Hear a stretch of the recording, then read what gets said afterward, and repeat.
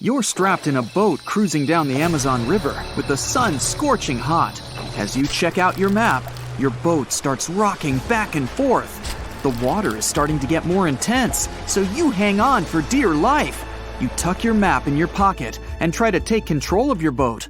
You strike some jagged rocks and duck low to avoid tree branches. Your boat strikes a large rock out of nowhere and capsizes. You're swimming in the murky green water.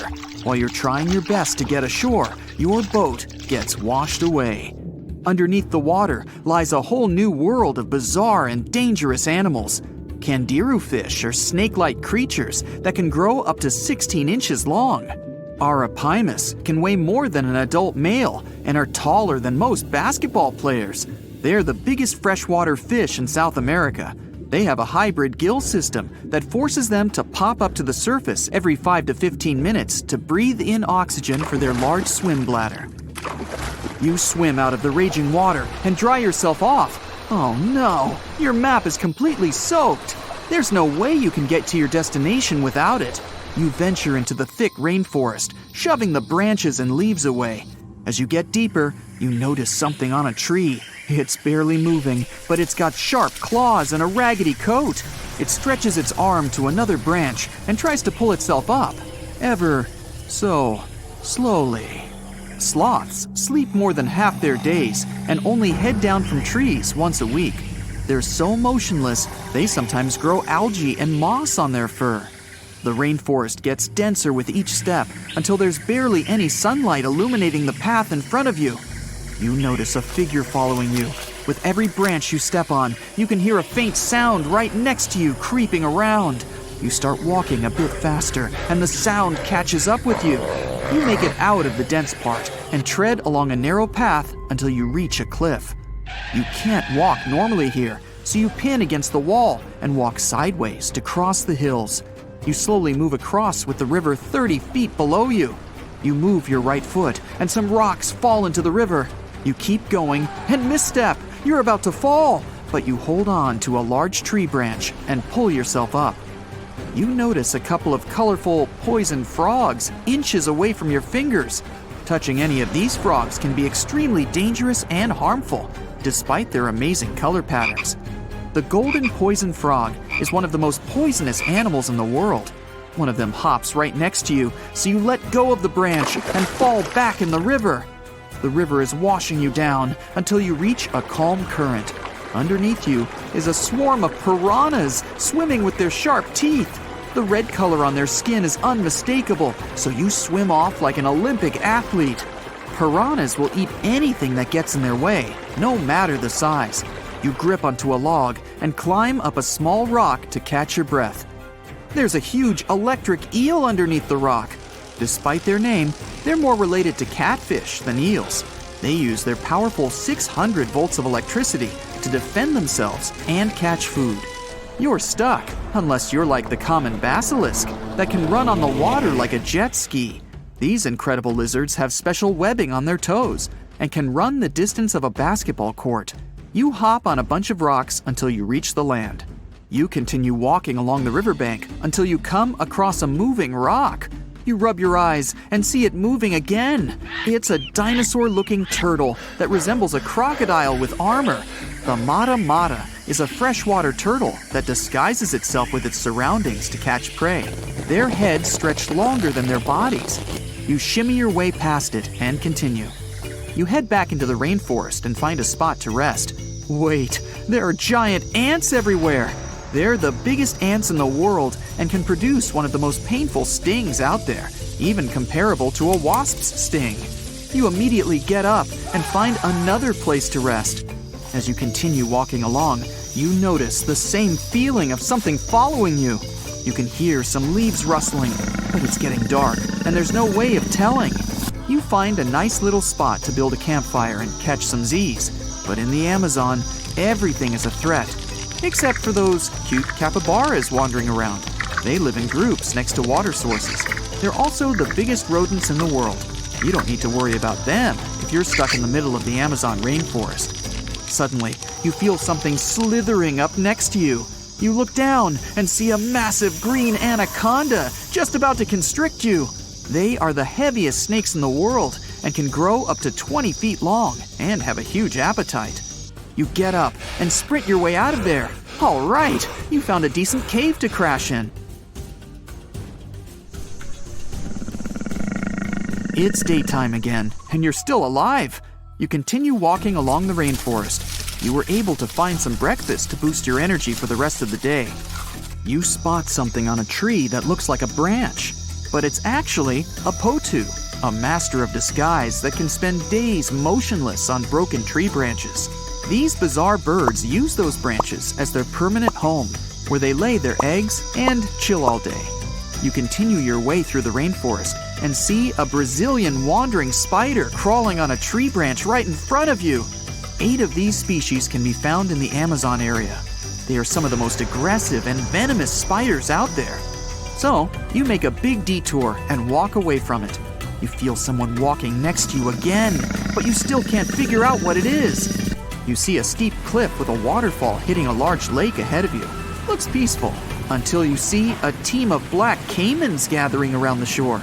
They're the biggest predators in the whole Amazon ecosystem and feed on anything that moves. It's a good thing you're on high ground, otherwise, whoa! You slip and fall down the river, right on the deep end. So far, no caimans spotted you. You swim underwater and try to get to the opposite end of where the reptiles are. As you climb out and dry yourself off, you notice some large black spots on you. You try pulling them off, but they've latched on pretty hard. The Amazon giant leech finds its target by tracking movement and shadow. Once they attach themselves to the skin, it's extremely difficult to extract them. The best way to do so is to slide your finger next to its mouth and pull it off slowly. Ugh. You manage to get them off your body and see that the caimans are swimming towards you. You're pinned to the wall with the lake of hungry reptiles approaching. Suddenly, a pink dolphin jumps out of the water and splashes all over them. They can grow larger than humans and are the celebrities of the Amazon. Scientists think they get their color from the blood capillaries on their skin. The Amazon even has bull sharks swimming around. These carnivorous giant fish are threatening to humans and can swim in both saltwater and freshwater. These sharks prey on anything within their reach, including other sharks. The dolphin distracted the caimans, so you climb up the cliff and try to find the best way to escape. Opened jaws waiting for you to fall into the pit are right below you. You're lucky enough to escape to the top, but as your arms pull you up, the first thing that you see is a jaguar looking straight at you. It's the creature that's been following you this whole time. You get up while it starts circling you, timing its strike. You know that you can't take on a jaguar, nor can you outrun it, so you grab a large tree branch from the ground to defend yourself. It jumps at you, but you duck down in time. The jaguar lands in the water far away from the caiman crocs. It's a good thing these large kitties are excellent swimmers. You pick yourself up and continue.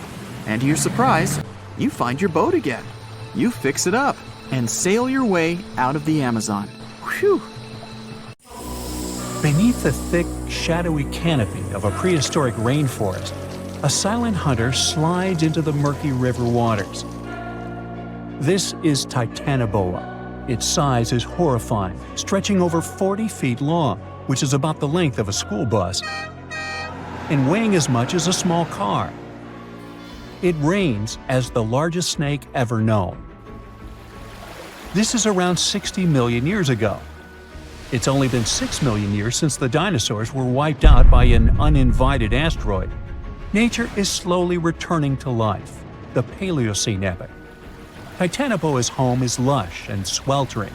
The air is very humid, like in a steam room, and the rivers are teeming with fish, perfect for a predator like this. Now that the dinosaurs are gone, Titanoboa becomes the queen of hunting. It's perfectly built for both power and stealth. A strong, sturdy spine can hold the snake's massive size while staying smooth and silent. Titanoboa glides through the water like a shadow, barely visible. It doesn't chase. It doesn't need to. Titanoboa waits beneath the river's surface, in darkness. A bunch of ancient lungfish meanders too close. With one surge, it lunges, its jaws snapping shut. The fish doesn't stand a chance. Titanoboa's grip is unrelenting. After the prey stops moving, the snake immediately consumes it whole. For millions of years, this snake ruled the rainforests. Nothing could challenge it, not the prehistoric crocodiles, not the small mammals, not even the birds. But, as it turns out, it wasn't the only apex predator. Alongside Titanoboa, there was this entire family of snakes, a huge biological tree full of snake genomes and species. Their history spans around 100 million years, all the way to the Cretaceous period. We find their fossils all over South America, Africa, India, and Australia. That's because they evolved in the Gondwanan continents. Back then, all of this was one huge landmass, and they lived right in the heart of it. Now, this family coexisted with all the dinosaurs. The dinosaurs ruled the world back then, and the snakes couldn't be all that dangerous. They lived in the dinosaur's shadow, adapting to survive. Some of them fed on small mammals. Others waited for the dinosaur eggs to hatch. Some were super bold and went straight for baby dinosaurs. Fossils of one species showed the remains of a little titanosaur, that giant long-necked dinosaur, inside its stomach. And when the age of dinosaurs finally ended in a fiery cataclysm, it was time for these snakes to celebrate. After the asteroid disaster, the world entered a new era of heat and humidity. The warmer the climate, the easier it is for cold reptiles to thrive. Snakes, including Titanoboa, grew larger than ever, but so did the members of this family. All the snakes spread across continents, growing larger and scarier by the century. And eventually, Titanoboa stopped being the only ruler of jungles. Fast forward to about 47 million years ago. Now it's the Middle Eocene epoch, the tropical lowlands of what today is Western India. A lush, swampy place, full of rivers and pools. The earth was warmer, with turtles and crocodile-like creatures basking in the sun. And there evolved the largest and most fearsome predator of them all, Vasuki indicus. Even the name feels important. Vasuki, the serpent king of Hindu mythology, a colossal snake that's coiled around the neck of Lord Shiva, strong and loyal. And the indicus part is because the snake's fossils were discovered in India. Vasuki surpassed Titanoboa and grew to a jaw-dropping length of 50 feet, like a 4-story building. It also weighed as much as a small elephant.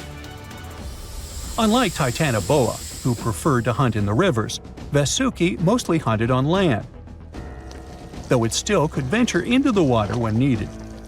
It prowled the marshy ground with quiet, calculated movements, blending with the dense undergrowth.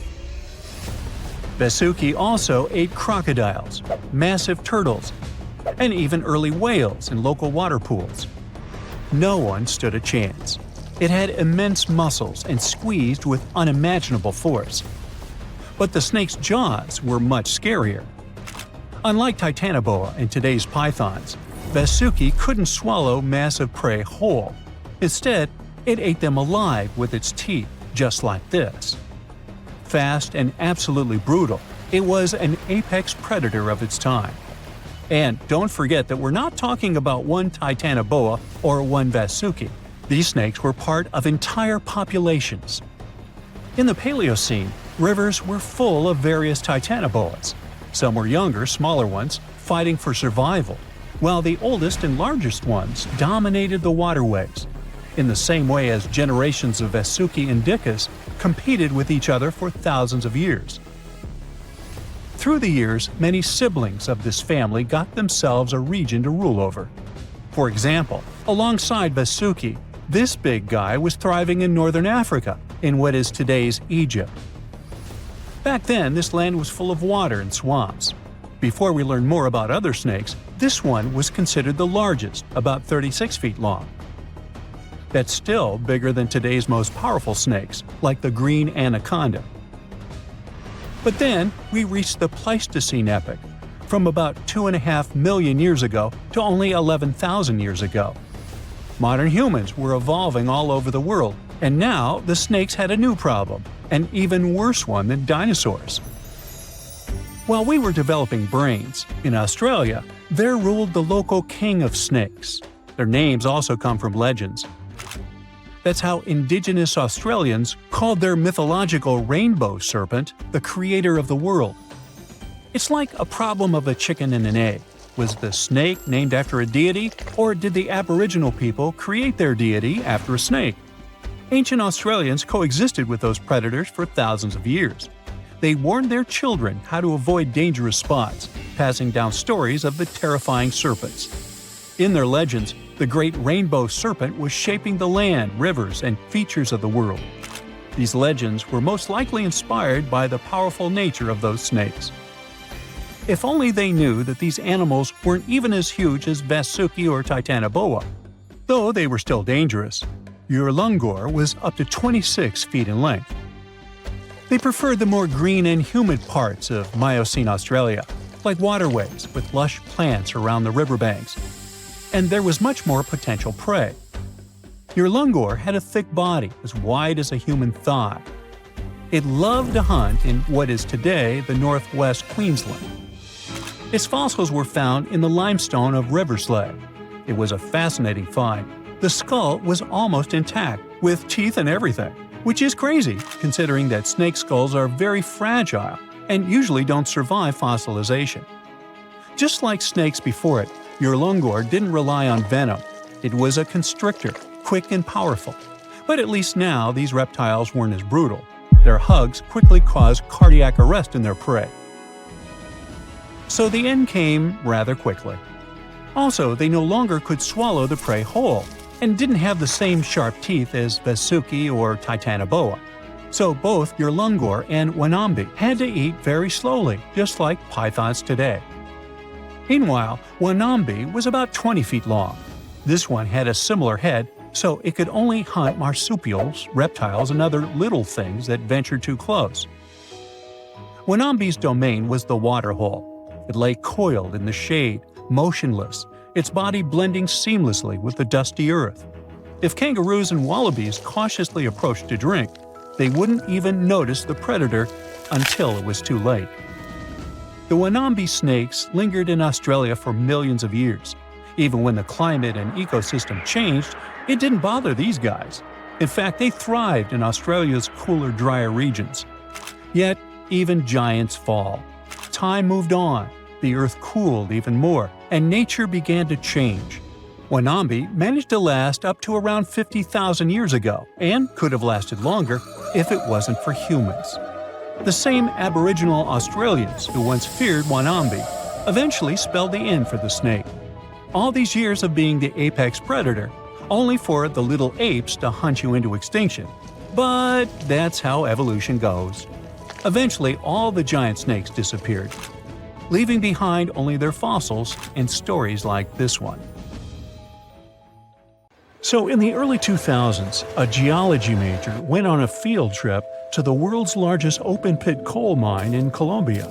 He picked up a piece of rock and noticed impressions of some prehistoric leaves on it. Then he found more rocks, and each of them had the same pattern.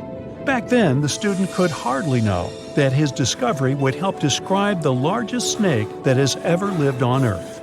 The student took his findings to a local scientist who called up the Smithsonian Institute and invited them for a fossil hunt. He wasn't that surprised, as he knew there were fossils in the pits of Sarihan.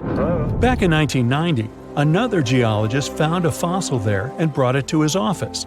He wasn't sure of what it was and called it a petrified branch. Years later, a paleontologist saw an image of this branch. He knew it wasn't a branch at all, but a fossilized jawbone of an animal. The scientist got so excited about the find that he flew all the way to Colombia. He wanted to examine the fossil, but no one had the key to its glass display case. The scientists couldn't wait, so they broke the glass and confirmed that it was a fossil of an animal that lived millions of years ago. After Herrera's finding, they knew exactly there were more fossils in the area. It took the team of scientists about 2 years to figure out they were all a part of a giant snake and not a crocodile, as they thought because of the size. They managed to establish it by looking at the vertebrae and ribs of around 30 giant snakes. Now, you might think that fossils would get easily destroyed in an open-pit coal mine, but in fact, they were found under the coal that served as a protective layer for them. Sadly, the scientists couldn't find the Titanoboa's skull. Unlike jaws, which are extremely powerful thanks to their muscles, snake bones are pretty fragile. That's why they usually crumble long before the sediment can appear over them. But still, the researchers managed to find 3 skull fragments. Thanks to this discovery, they've made a full-scale replica of the snake's head, which supported the theory that it used to be one of the largest predators of its time. If you're starting to freak out, don't worry, so am I. They also established it was related to modern boas and anacondas. That's how Titanoboa got its name.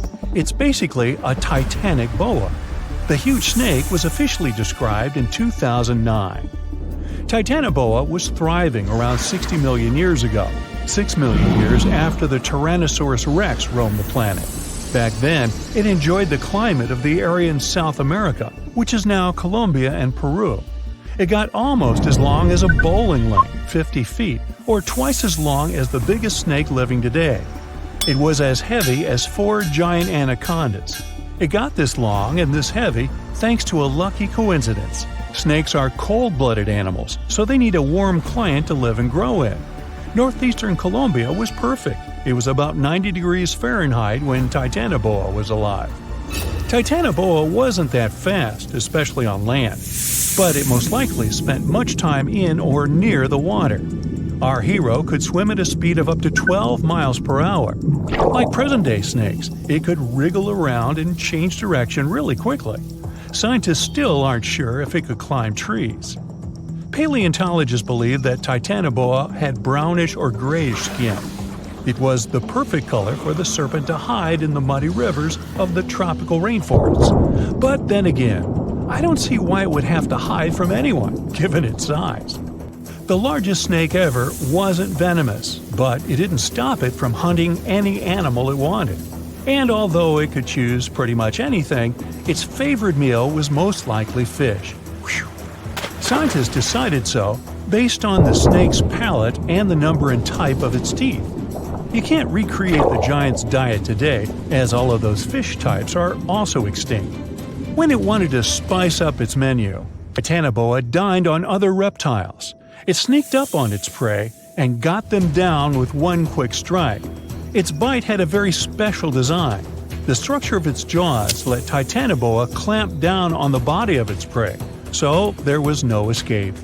Titanoboa also had a mean set of thin and pointed teeth. They bent inwards in the snake's jaw like fishing hooks. This little feature helped Titanoboa get a grip on its prey and prevent the slightest chance of its running or swimming away. It could most likely easily swallow even large turtles and crocodiles. Now, all that sounds pretty scary, but we have nothing to worry about as Titanoboas are long extinct, right? Well, technically, as the temperatures on Earth are going up, it's quite possible that snakes might also grow in size. They love heat more than anything, so they should feel comfortable here. Of course, that would be a completely different snake, but it's not impossible that we'll see something similar to Titanoboa. But before you think of escaping to another planet, remember that huge snakes would need something huge to eat. Such giants prefer to wrap around something huge and swallow it. Most people would be simply too small for them. So unless the huge snake was starving, I don't think it'd waste its energy on attacking anything too little. Plus, like any other snake, Titanoboa had a sharp and delicate sense of smell, needing exceptional conditions, and was sensitive to vibrations. A little too smelly, too noisy, too cold, too dry, or too wet, and the snake wouldn't go near this place unless absolutely desperate. So, if you live in a big city, your chances of meeting a huge snake like Titanoboa are about 0. Rural areas are something different, but the only place where the giant serpent would consider living would be near the equator. We already have some pretty giant snakes in the warmest regions of the world. Amethystine python, or less poetically, scrub python, is a gentle giant. It's the largest snake in Papua New Guinea in Australia. It can grow to the enormous size of 28 feet and weigh up to 77 pounds, which is about as heavy as a Dalmatian. Scrub pythons are pretty curious, sometimes slithering inside people's homes in Australia, but they're mostly harmless to humans. Their favorite food is rodents, bats, and birds that come to streams for water. Until then, pythons quietly lie in wait. They have heat sensors in the pit of their muzzles. They help the pythons better see warm-blooded animals they can have for dinner. The African rock python is one of only 11 living species of its kind. It's currently the second largest snake on the planet. This huge brown snake reaches lengths up to 20 feet and weighs about half as much as the giant panda. It's very serious about its meals, as it can catch an antelope and eat it whole. Even the cold-blooded crocodiles are afraid of this beast because it can easily eat one of their kind too. In 1958, a zoologist found a 4-foot-long young Nile crocodile inside an African python's stomach. According to the scientist, the python said, "Well, I don't know about you, but I find this whole thing hard to swallow." Actually, that's not true. Pythons can't talk, as far as we know. The reticulated python holds the record as the longest of all the living snakes in the world. The largest of these guys made it into the Guinness World Records in 2011 with a length of 25.2 feet. Its name is Medusa, and it lives in a zoo in Kansas City, Missouri. An adult reticulated python is large enough to swallow a human whole, or a whole human, either way. But these snakes are mostly quite peaceful and prefer to lie down without much movement. Although many pythons have dwarf forms that are much smaller than their full-grown cousins, reticulated pythons also have super dwarf forms. You can keep one of those as an 8-foot-long pet. Yes, it's considered a dwarf form, although it's longer than the average human is tall. You know, somehow I still don't find that comforting. Now, of course you know that the Amazon River is famous for its piranhas, bull sharks, and other creatures you don't want to meet. But there are even more dangerous rivers in the world. The deepest of them, the Congo, goes so far down in some sections that even light can't reach there. It's the only major river that crosses the equator twice and carries enough water to fill more than 13 Olympic-sized swimming pools into the Atlantic Ocean every second. Wow! Even the most experienced boaters have trouble passing through all of the river's strong currents, rapids in its upper part, and waterfalls and gorges in the lower section. The Congo currents are so fast and powerful that they even divide animals like mountains and oceans do. There are new species of fish evolving separately on the two banks as they can't reach the other side and breed with each other. One of the most dangerous types of fish living here is the Goliath tigerfish. These monsters, that grow up to 5 feet and travel at the speed of 25 miles per hour, are relatives of piranhas. Their mouths are full of vicious, razor-sharp teeth. Their females lay hundreds of thousands of eggs, and the offspring are predators from birth. You have a good reason to fear the Goliath tigerfish, as they're the only freshwater fish in Africa that have attacked crocodiles and even humans. Okay, not swimming there. There are dense jungles and more hungry wildlife, including snakes and some aggressive hippos, all along the river. Still, it's used as a water highway in Central Africa, so barges traveling on it for weeks are often crowded with up to 2,000 people and capsize every now and then. And if you believe the local folklore, there's one more thing to be afraid of: the one who stops the flow of the rivers, a dinosaur-like beast that is said to live in the Congo River basin. There have been over 100 sightings over the last century, but no one can provide solid evidence the beast is real. At the turn of the 21st century, there was a series of terrible, mysterious stories on the Kali River in Asia. Something described as a mud-colored water pig would drag swimmers underwater in front of terrified eyewitnesses. British biologist Jeremy Wade stepped up to crack the case. He noticed that all the scary incidents were happening in one specific spot, stretching about 4 miles. Villagers told him this creature was growing big and bad from all the food it got. Wade examined the water with a depth sounder and thought it could have been a whirlpool. Then the monster dragged a domestic water buffalo into the water. The buffaloes are big and heavy, so the creature that attacked it would have to be super strong. Saltwater crocodiles don't go so far inland, and the most common local species of crocodiles don't live in cold waters. There were no bull sharks in the area either. Finally, Wade spotted several goonch catfish underwater. Some of them were human-sized. They couldn't capture these monsters with a regular fishing rod, but a special ceremonial construction did the job. The largest fish was 6 feet 7 inches long and 3 times the weight of an average gaunch. It was large enough to take down a human or a large animal, but Wade mentioned there could be even bigger ones living in the Kali River. The Orinoco River in South America is dangerous to navigate because of some crazy curves and strong underwater currents. It's easy to get lost here, even if you have your GPS on. There are sudden waterfalls all along, and you must be prepared to handle those to survive. The river is the only home to a rare Orinoco crocodile and has some pretty scary-looking vampire fish swimming around. This payara fish has sharp, spiky daggers that line their gums and 2 elongated fangs that rise from their lower jaws. Could probably use an orthodontist and some braces, you think? It's a ferocious hunter constantly looking for the next victim, which is going to be a medium or large-sized fish. If a human catches a payara, it will defend itself, leaving cuts, nips, and bites, but there are no known cases of this cutie taking a human life. Well, that's good. The Yellow River in China received its name after its color, but it wasn't always this yellow. It was first formed at least 30 million years ago and shifted its course over 30 times over the centuries. Yellow sediments moving downstream from a plateau in the distance transformed it from clear to muddy. This fine-grained substance piled up at the bottom of the river and formed natural dams. The huge amounts of water that the river carries need to find their way to the sea, and that's when major floods happened, taking several million lives in various epochs.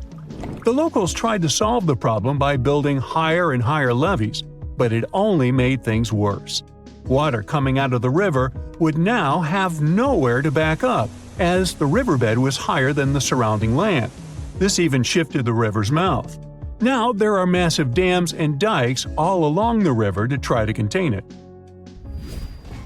The Parana River is the second longest in Latin America and has many tributaries. They flow in from the highlands near the Andes, and there's a huge drainage in the wet season. This makes the river a perfect home for, guess what, piranhas. There are 30 to 60 species of these scary fish in the Parana waters. In late 2013, they attacked bathers cooling off by the water on a hot day.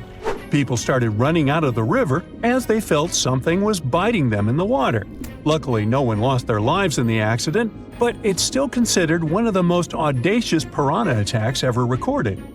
Biologists later determined that the type of piranhas, called palomates, was to blame for this, and humans had probably disturbed their breeding grounds. Well, the piranha also has a strong current that is tricky for boats and swimmers to overcome. Plus, it often floods, which can be dangerous for people living in the surrounding areas. The longest river in the world, the Nile, flows through 11 countries all the way into the Mediterranean Sea. Expeditions have spent centuries looking for its source, and no one still knows for sure where this mighty river begins. Adding to the mystery, the Nile takes an unexpected turn right in the middle of the Sahara. Scientists have figured out the reason is a massive underground rock formation from millions of years ago. The Nile has served as the most important water highway for civilizations through centuries, but it has some pretty dangerous inhabitants, like crocodiles that grow to be 20 feet long, which is slightly more than the height of an average giraffe. These bad guys can reach a speed of 30 miles per hour on land and take the lives of a couple hundred people every year. Hippopotamuses that also live here sometimes go after boats, and venomous snakes like the black mamba and the Egyptian cobra add to the mix. One of the most dangerous creatures on the Nile is the mosquito, as they carry around all sorts of diseases that affect hundreds of thousands of people. The Brahmaputra River in Asia carries waters from the mighty Himalayas. When the snows in the mountains melt, the river floods massively, causing landslides, displacing millions of people, and taking the lives of hundreds of animals in the nearby national parks. Such floods are also common during the monsoon season in India, from June to October, with heavy rains. The course of the Brahmaputra River is changed incredibly over the past 2.5 centuries. Erosion is another danger it's hiding. The banks of the river are mostly made of weak cohesive sand and silt, and even though the erosion rate has gone down, it is still the reason a lot of people lose their land and get displaced. The Brahmaputra is one of the few rivers in the world that has a tidal bore. That's a strong tidal wave that pushes up the river against the current where a river empties into an ocean or sea. And there you have it.